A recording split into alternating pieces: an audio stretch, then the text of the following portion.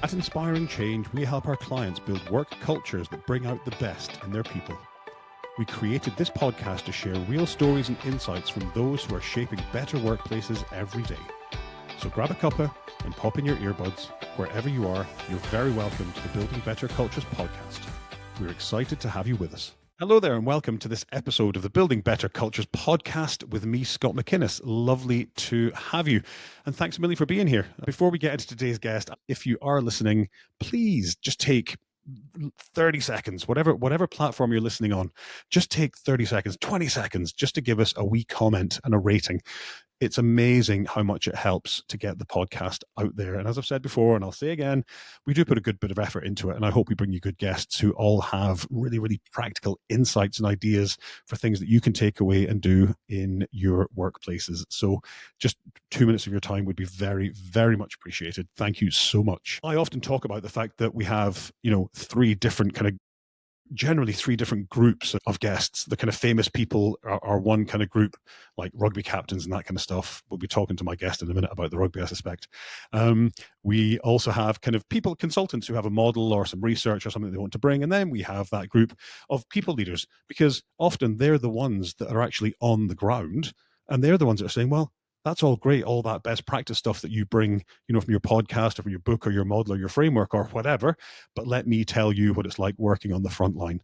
And that's today's guest. So I'm delighted to be joined by Iain Kirkwood, who is the Chief HRO for EX3, who are a technology and HR and payroll consultancy based in the UK, India, Malaysia, and Dubai. So big global organization.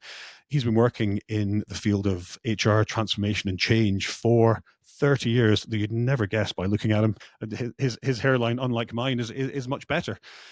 He's been in PwC, he's been in CGI, he's been in DXC technology. But I think the thing that probably for me was the reason that I wanted to get Iain on today was the fact that through all of his career, it's always been about the people side of business and digital transformation, about operating model transformation, about leadership, culture, workforce transformation, and organizational change. So, to really delve into, I guess, the real life side of some of those topics, which we talk about academically quite often.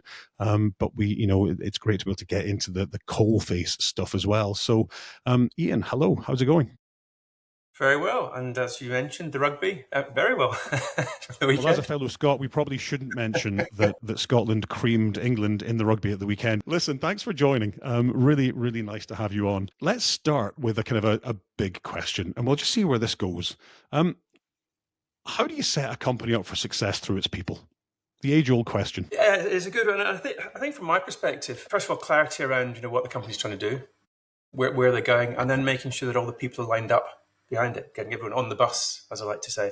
And you do it through a number of ways. So, strong leadership with a clear vision. Where's the company going? What are the priorities, ambition, goals, etc. And therefore, people can understand their role in terms of what they do and how that fits into what the business is trying to achieve. So there's that bit of it, but there's a case of how you do it as well. So there's the leadership giving a strong view and trying to get people engaged. But there's also looking at making sure you've got the next line of leadership behind. So, people leaders, for example, it's not just about the sort of the executive board or the founders of a company. It's making sure the next level of leadership beneath, who are essentially the link between senior management and the rest of the organization, making sure they're all bought in, lined up, and are able to articulate the story. I think making sure you've got the right people.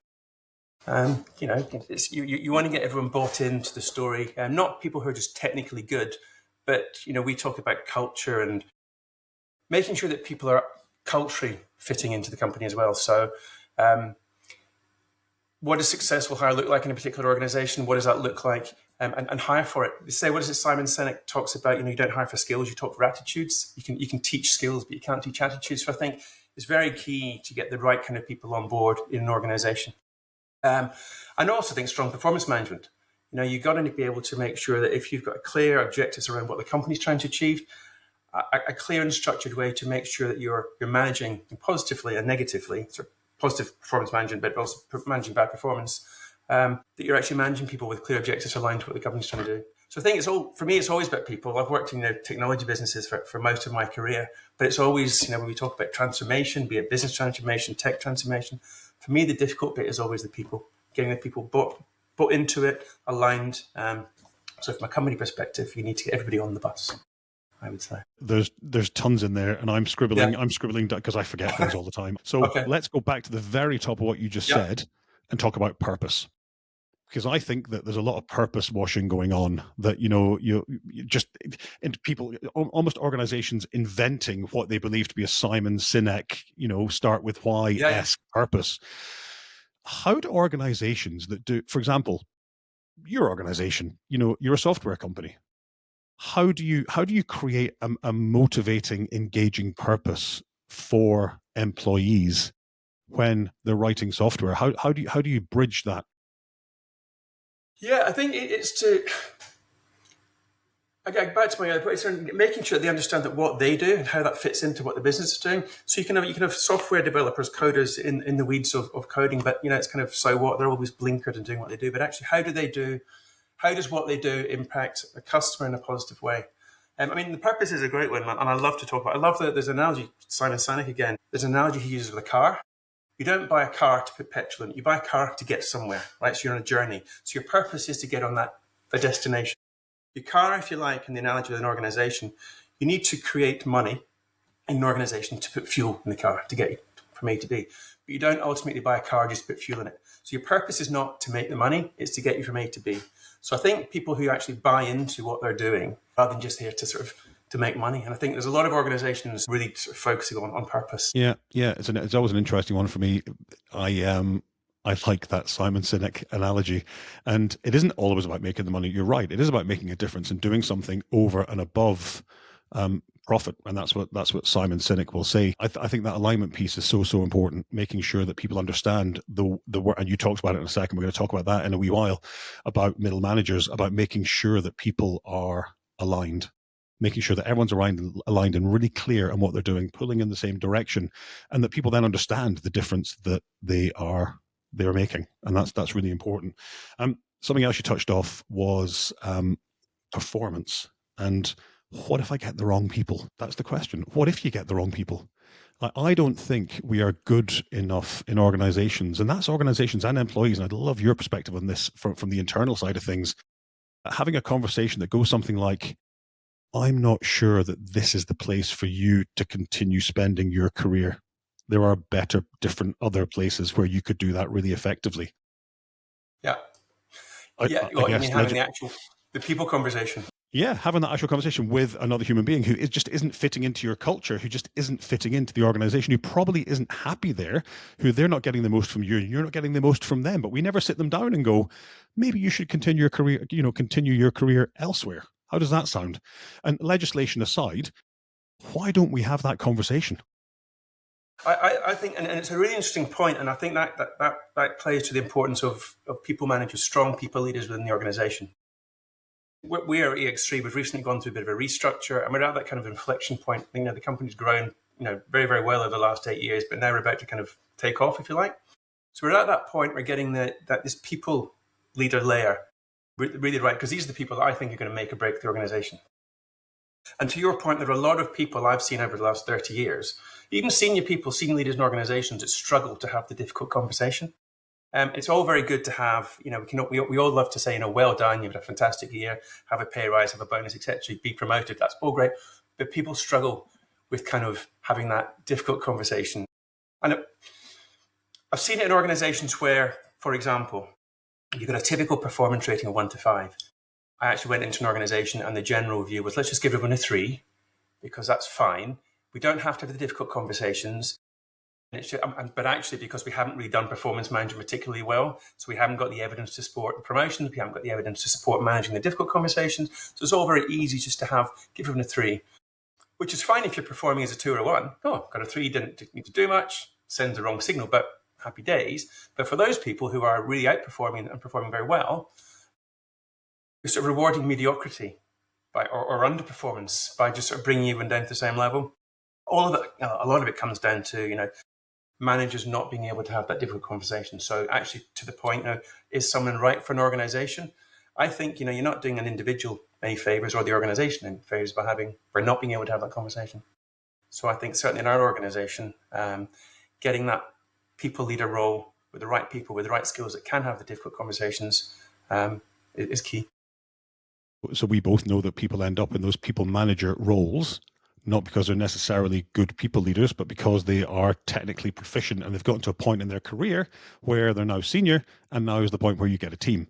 How, on that basis, how do we give them the tools and the skills and the confidence to have those conversations that really do serve not just the organization, but the individual as well?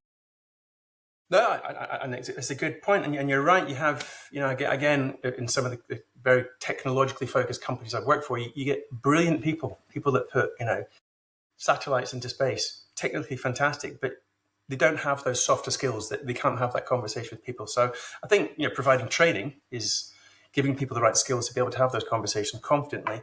One of the things that we've done is introduced a people charter for people leaders. So if you're a people leader, it's a really important role in the organization. And it's almost like a job description. So these are the kind of, this is what we expect. This is what good looks like from a people leader. And they're very clear around what's expected. And if it's not for them, it's not for them. But it allows us to be very clear and upfront about them. And they'll sign up for it.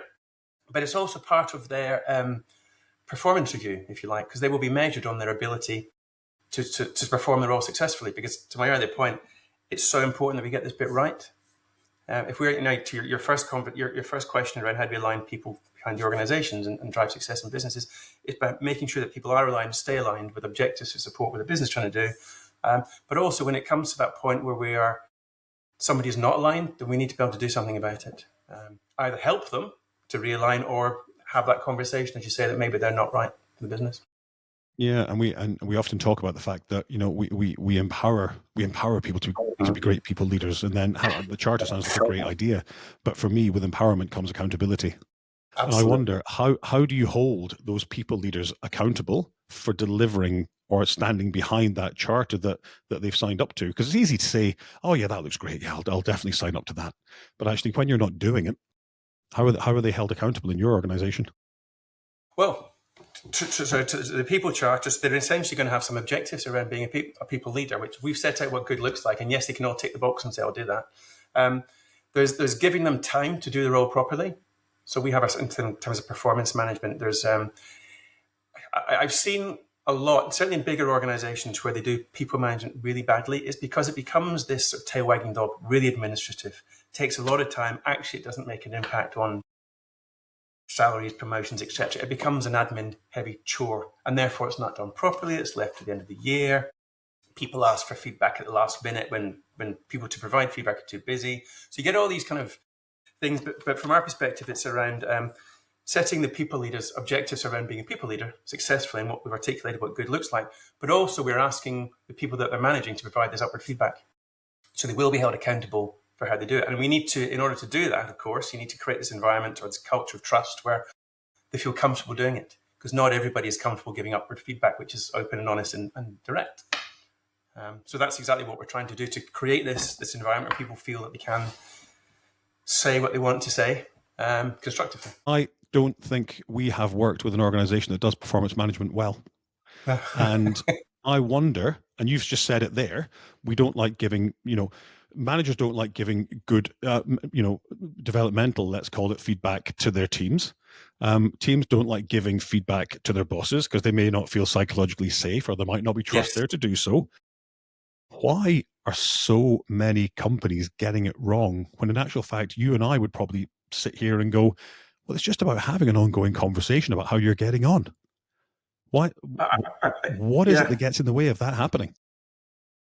Again, I don't know. And I look at it, again, there's been a shift, as you'll appreciate, over recent years to moving from this sort of your end of year conversation. Everything leads towards the end of year conversation. There might be a mid-year review, but it's all, there's a process, and it's all around capturing your feedback and at the end of the year, preparing for this end of the year, but no one does it properly. So it's moved more towards this kind of ongoing, continuous coaching type, change in relationship with your people leader. So it's not like people leader and individual. So what we're certainly doing is moving away from that end of year conversation where it's not effective, I don't think, and it's not done well, it's not done properly because the day job gets in the way, etc. But if you've got this ongoing, continuous developmental conversation, where at the end of the year or even at mid-year, there are no surprises because you've been constantly coached and mentored to progress. You've identified your development areas, and there's sort of interventions to help you improve. I think by changing this relationship and this continuous coaching kind of approach, it takes a lot of the stress out of it. Yes, you need to give time to it, and you need to allow people to do it properly over the year. But if you break it down through like weekly check-ins or a monthly half-hour catch-up, rather than put it all in the end of the year, I've certainly seen it working much better that way. Because yeah, you're right. I haven't seen it done particularly well anywhere. Yeah. For me, through the year, the whole reason for having those performance conversations is to help people course correct. Exactly. If we get to the end of the year and as a leader, we go, well, you weren't great at this, you weren't great at that, and you weren't great at the other, then that's, for me, that's a failure. Possibly more. Actually, no, not possibly. It's actually a failure more from the people leader's perspective than from the employee's perspective, because they were never given the opportunity to do better. My kids always give out if we're not generally, just with me in a restaurant often, because I will complain if I get a steak that's overcooked or undercooked. I will complain and send it back. Oh my God, I can't believe you're complaining. That's so embarrassing. And I'm like, well, I could have waited till the end of the meal, said it to them, and then there's absolutely no way for them to redeem themselves, Yes. to actually do it better, to do it the way it should have been done in the first place. And that's why, for me, actually, that feedback in a restaurant context is a gift. That feedback in a people context, from a development perspective, is also a gift. I think as Brits, generally, we're too maybe polite, to your point, but I think you're absolutely right. Giving the feedback is critical. And the way I talk about, the sort of continuous feedback, it's because you don't want any surprises, either from the individual or the people leader. And if you're constantly managing this through, they can course correct through the year, not waiting till you've got halfway through the year, identified some development areas, but you could have told me that months ago and I could be doing something about it already. So yeah, I think there's a lot of ground for improvement. Yeah, and I don't think those developmental conversations need to be an hour long, super formal, in a booked meeting room. It's a 10-minute conversation. Come on, Ian, let's go and grab a cup of coffee and go for a walk. Come on. Go for a walk. Yeah. How are you getting on? What's working well? What isn't working so well? What can I do to help? How can I clear some of those barriers out your way? That's what we should be doing. It's as simple as that. This episode is brought to you by Inspiring Change. We work with senior teams to help them be clear and intentional about the culture they need to be successful, to communicate change in a more human way, and to give their leaders the skills, tools, and confidence to be amazing catalysts for change.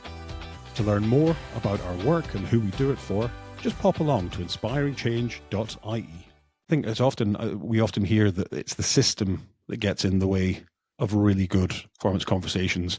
Have you logged it on the system? Has it been on the system? And you get the ping pong of, well, I've done your objectives. Have you seen the objectives and signed it? Have you sent the objectives back as signed? And I signed them to say that I've seen your signing, and all that. And the systems and the processes, and I think you mentioned it earlier on, just get in the way of us just being human and having a performance conversation. Simple as that. Absolutely. And I think what works well as well is putting the onus for development on the individual, rather than it's all the responsibility of my people manager. I'm going to wait, even down to I'm waiting for my people manager to put a meeting in my diary so we can have a conversation. No, you need to own your career development. And for those that are ambitious and want to progress, own it, be proactive about it. And your people leader will be there to coach and support you, of course, but it's ultimately you that should be responsible for your own development. Yeah, we're doing some communications work at the moment for a client around a career reward framework that they are launching. And it is very much that. You own your career. We're here to support you, but this is not a passive thing. This should be an active thing that you're actively managing with our support. And that's really important. And that talks to the point you just made.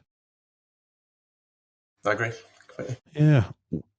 If we think about culture, because, and this is something that, as I mentioned in your bio, has been part of your career for a long time. And we spoke about it earlier on when we touched off kind of Simon Sinek as well, and purpose and everything else. We think about culture often as still being this kind of fluffy and amorphous thing that, well, it's about being a nice place to work. Well, it's about creating a nice environment. For me, it's really important that we get the values, the behaviors, the processes, and the systems aligned in an organization so that everybody knows what's expected of them. Have you seen anybody through your career, either in your consulting roles or your in-house roles, where they've been able to put kind of, I suppose, a financial value on their culture, where they've been able to say, well, if we get this right, it'll mean that our profits will go up by 2% or our costs will go down by 9%. Talk me through that. How do we make that happen?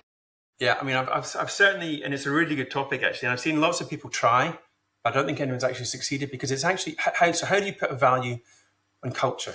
Something that is to many people that's intangible. Is it what the behaviors that people exhibit when the leaders aren't around, or there's another thing around what's the integrity? Integrity is still doing the right things when no one's looking, that kind of thing. So it's all these kind of intangibles in the organization. How do you actually measure it?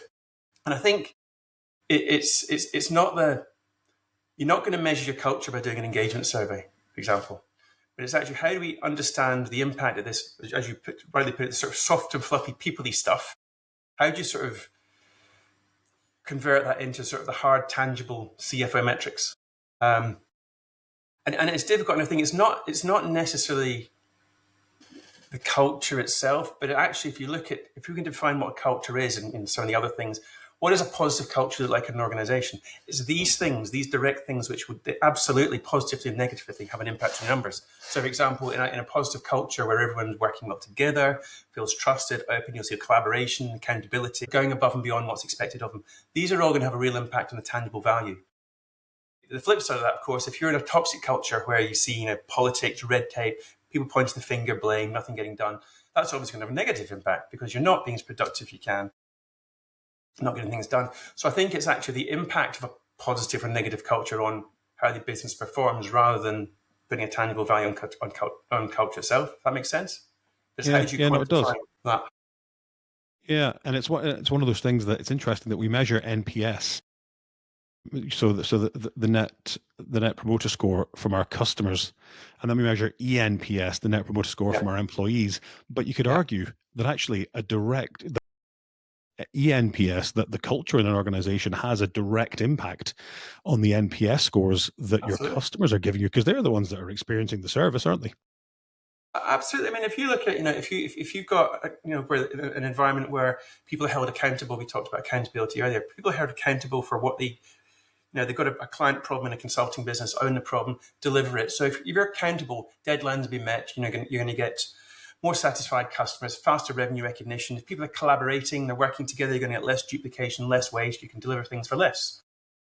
If you've got this sort of blame culture where all the real issues get sort of hidden beneath the surface, you're going to have lots of reworks, things getting done again, unhappy clients. So these things, I think, are absolutely going to have an impact on your revenues. So to a certain extent, you can put a financial value. I'm not sure if there's a sort of a formal equation that you can put on it, but there's definitely a connection between a positive culture and negative culture and the bottom line.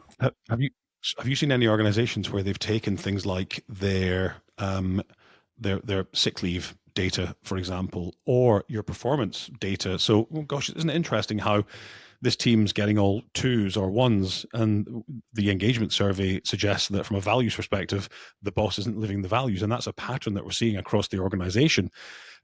Have you seen HR departments doing that in a real and meaningful way? No. What you do see is organizations where, to our earlier point about people leaders not being able to have strong positive or negative conversations, or difficult conversations rather, you'll see where people are not performing, but everyone's getting a 3, 4, or 5, i.e. meets expectations or achieves expectations. But the company, if everyone's getting, achieving or exceeding expectations, the company, in theory, should be blowing its numbers out of the water. But when the company's not performing financially, but yet we're still giving people strong performance scores, there's a disconnect somewhere, isn't there? Yeah, somebody should be asking a question about that. Yeah, and equally, if everyone's not performing, people shouldn't be expecting bonuses. And I have this conversation with many people actually, which I find fascinating. And I think I think it depends on where people have come from in terms of organizations, big organizations, small organizations. And I remember having a conversation many years ago with my boss in a big organization I worked in, and we were talking about sort of the people in the team, and his view was, and he had a very strong American view of the world, all around performance, and it was, we pay people a salary to come to work and give the best. I think absolutely right. You come here, you get paid a salary to work hard, give your best. It's sort of a psychological contract approach, if you like. The bonus is kind of for exceeding, going above and beyond, which is absolutely, and I completely agree with that. So why do we reward poor performance? If someone's underperforming, yet we still give them a bonus. I'm kind of that's kind of always kind of flummoxed me a little bit. Your bonus is a bonus, and if you give somebody a bonus for mediocre performance, or they expect it, well, it's not really an incentive to work harder, is it? So it's kind of this vicious cycle. It's not an incentive for those working hard to work harder. And actually what it does is undermine trust in the organization and actually lower the benchmark of what good looks like in the organization. To my point earlier, if you give everyone a 3, so the high performance who should be on the 4s and the 5s, well, they're going to be demotivated because I could have done nothing and coasted and got a 3. That's not the kind of high performing culture or team that most people want to be part of. Yeah, definitely. Talk to me about your thoughts on what role values and behaviors play in driving strong and aligned cultures. What thoughts have you around that? What have you seen through your career? Yeah, and I think it's not just when it's because it's the values in themselves. Lots of organizations have clear value statements, and you go through sort of value exercises, and you get posters on the walls. But I bet if you go around to a lot of certainly the bigger companies, you'll see some very glossy pictures around these are the company values. If you ask most of the people, they probably didn't know what the company values are. The kind of things that get sort of put into an RFP response. So this is what we believe in as this company, but actually how many people in that organization really believe it? I think where it makes a difference is we can actually convert these into behaviors. So how do they sort of convert into what do people actually do, rather than just the values? And there's one, there's more about behaviors and values. There's, do you know the book, Change the Culture, Change the Game? Are you familiar with that one? Connors and Smith? Yep. Well, they talk about trying to define what a culture is. And it's actually so your experience, what you experience will sort of inform how you behave in organizations, at least to your behaviors, of course, which will then inform the actions, what you actually do, which will drive the results. So it all comes down to experiences and what you see in an organization, rather than just a sort of pretty values poster on the wall.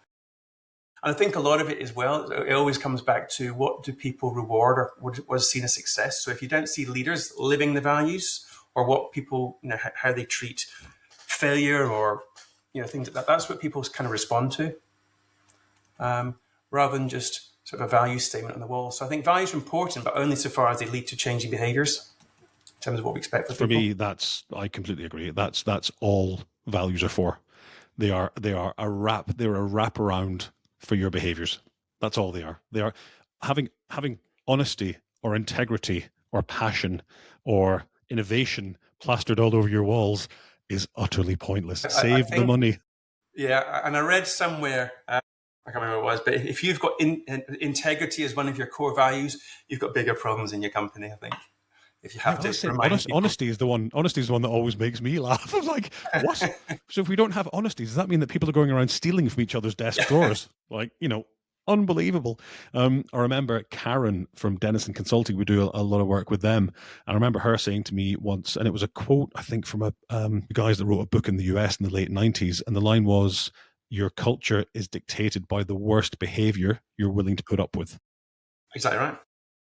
That's your culture. What are you willing to walk past? So every time we see, and it comes back, and what's really nice is actually that we can loop back to suddenly performance management and performance conversations about pulling people up and saying, your behavior wasn't acceptable. And I think what's really nice about that is that we're separating the person, and they'll always tell, when you do performance management 101, they'll tell you, you don't focus on the individual. That's personal. You focus on the behavior, because that's Absolutely. About what they're doing in the workplace. And to me, that's really powerful to be able to say, I saw this behavior, the impact of that behavior was this. Yes. And what do you think about that? And where do we go from here? That's a much easier conversation to have when you're giving that developmental feedback, I think. Yeah, it's all around what you actually do and how. So the link between values and behaviors, I think, is absolutely right. It's how you behave, not just a pretty statement. Yeah, definitely. And of course, all of that feeds into EVP, or an employee value proposition. So that answering that question about, well, why would I want to come and join EX3? And when I get there, why would I want to stay? And what are your thoughts on why you need, or why an organization needs an EVP, and how do you ensure that it doesn't end up in a drawer gathering dust? Because I think these are great. We need an EVP, and we do it, and it's great, and it's a 14-page, beautifully presented PowerPoint document, and it goes around the organization, gets launched, and it's all a big furore. It goes on the website, and then nobody looks at it ever again. How do you keep it real and out there? Yeah, I mean, you're absolutely right. I mean, it is really important, and I think it is that thing is, why should I join a company and why would I stay if I'm here? And it's, it's a differentiator, of course, in the marketplace, but I think it's a number of things. It's not just what you get paid. I mean, that's fair. We all know it's the short-term reaction of rewards. It is important, but it's everything. It's almost like the kind of work you get. You want meaningful, interesting, challenging work. You want opportunities to grow, develop your career, learn. Work-life balance, recognizing that actually I've got a lot going on outside of work, which is just as important to stuff inside of work. And this creating this environment with strong leadership, psychological safety, all these things that actually mean something that, people, I always look at it, would you invite your friends to come and work here, or are you proud of the company you work for, and all of these kind of things. I think there's something I did when I was studying years ago, which has always stuck with me. And I can't remember where it came from, but it was around performance. I was looking at what drives performance, and it was performance is a function of, it was P equals F AMO was the equation. Performance is a function of a combination of ability. You've got the right people in the organization, the right skills, we upskill them, all the things around financial reward, interesting work, and opportunities to grow. And these are the things that I think if you can encompass that and articulate that, that's really attractive. And I think a lot of companies do a lot of really good things. They just struggle to articulate it. When I joined EX3, which is one of the things that we're working on at the moment, because we've got big ambitions to grow, etc. They do lots of really great things, but you'd ask 10 different people, what's the EVP here? And you probably get 10 different answers. So they do lots of great things. So we're just pulling this all together to articulate actually what it means to work here, why people should join us, and why people should stay. And in terms of keeping it up to date, one of the first things I did, being sort of the new guy in the organization 3 months ago as the CHRO, it was I could ask the stupid questions. So it was literally, I went out and we set up these sort of sessions with the teams in sort of the UK, India, Malaysia, and saying, what do you like about here? What don't you like? And what can we change? These kind of things. And it's not sort of the high level corporate things. Like, what are the things that really matter to you? So we're working, we've got a big work stream of work going on at the moment to try and pull this in together, some clearly articulated employee value proposition. So, it's a tough market out there. We want to sort of attract people, but these are one of the things I believe. It's why join here rather than there? And it's salary is important, as I say, but there's more to life than salary. There's the bigger picture. And so I think, from my perspective, keeping it current is we just keep asking people. If you're with a customer or a client, and you've got this, you're always, are we still delivering? Are we still meeting your needs? Are we understanding your customers' needs? You keep asking them in terms of what's changed. Otherwise, it sits as like a nice printed document which sits on the shelf somewhere, much like your values posters. That don't actually get used. Just put them in the bin. If you're not going to actually live them, you're not going to bring them to life. I love the idea of just every 6 months or a year actually presenting your EVP back to staff and saying, does this still feel true? Yeah. Does this feel like the place that you work in? Does this feel like the place, to your point, you'd want to ask your friends to come and work in? And if they say no, then it needs a wee tweak. And that's okay, because the market and the context is changing all around you all the time. And the fact that your EVP needs to be updated, that's all right. Yeah. And I want as well people to be proud for the organization they work for. I'm a huge sort of fan of this. You spend so much time in work nowadays. You really need to enjoy what you're doing to give, to give your best, if you like. And you hear all these sort of stories around, the Sunday evening, work tomorrow. I don't ever want to work in a company that you're just thinking of Sunday evening, work tomorrow. I want, it's not proven, but not excited to come to work. But do you know what I mean? It's a positive experience that people actually enjoy what they do. And the EVP, I think, is a key part of that makes people make sure they're working for the right. Let's not let people have the Sunday scaries. That's a good place to finish. That should be our sort of, we don't do Sunday scaries here. There you go. You just got your EVP strapline for free from a podcast interview. Listen, perfect. Iain, it's been great having you on. Thanks so much for taking the time to chat to me. Thanks very much. Thanks for listening. If you haven't already done so, please take 30 seconds to give us a quick rating and a review wherever you're listening. It really does help. And to hear from other leaders in our podcasts, to read our blogs, or to find out more about the work that we do, please visit inspiringchange.ie.